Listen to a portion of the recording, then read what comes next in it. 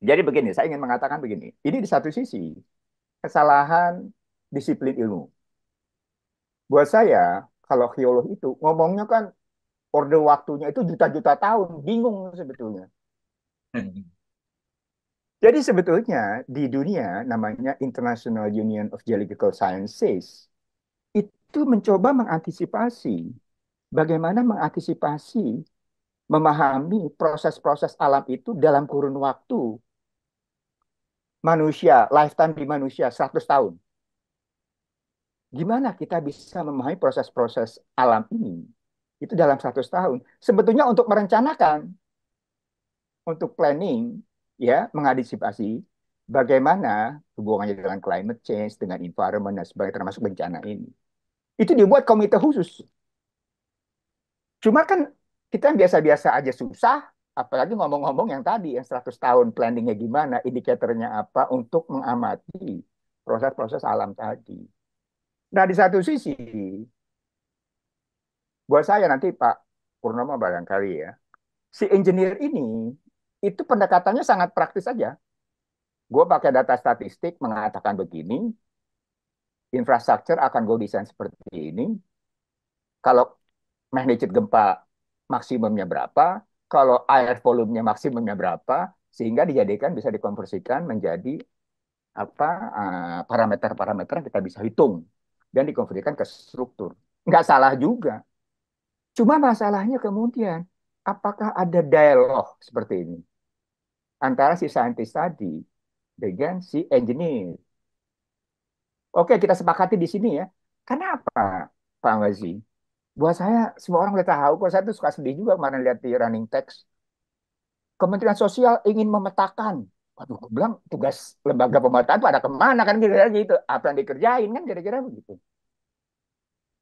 Jadi buat saya sebetulnya ini something wrong.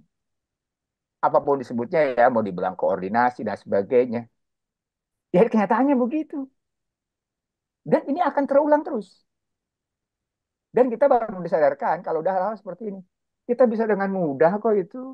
Kita tahu kok apa naturalnya seperti apa prosesnya.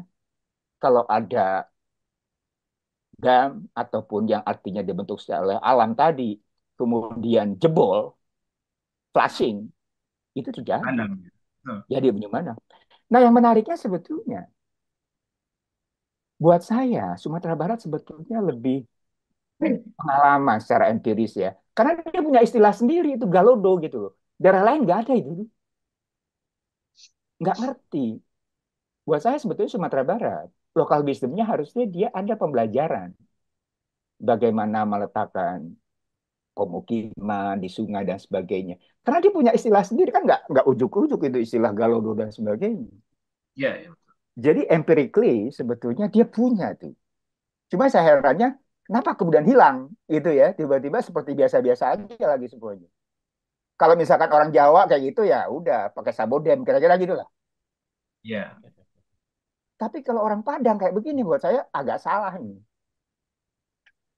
Karena dia punya pengalaman empiris dari pengalaman-pengalaman yang terdahulu. Makanya ada istilah galodo. Nah, ini buat saya sebetulnya ada gap di sini ya. Bagaimana pengalaman empiris yang kemudian dijadikan apa kebijakan-kebijakan lokal, tapi sampai si pengambil keputusan sebagai solusi gitu. Nah, ini juga tantangannya sebetulnya. Jadi kembali lagi, kalau kita bicara mengenai Galodo, biarlah kita semuanya sebagai saintis, sebagai geologis, geomorfologis, berbagi lebih banyak kepada publik. Eh, kita tuh mesti care sama proses-proses alam. Jadi kalau kita lihat gunung tadi, itu batu-batu yang gede-gede yang suka ada di sungai, itu kejadiannya sama seperti yang sekarang. Emang tiba-tiba ada di situ kan kagak.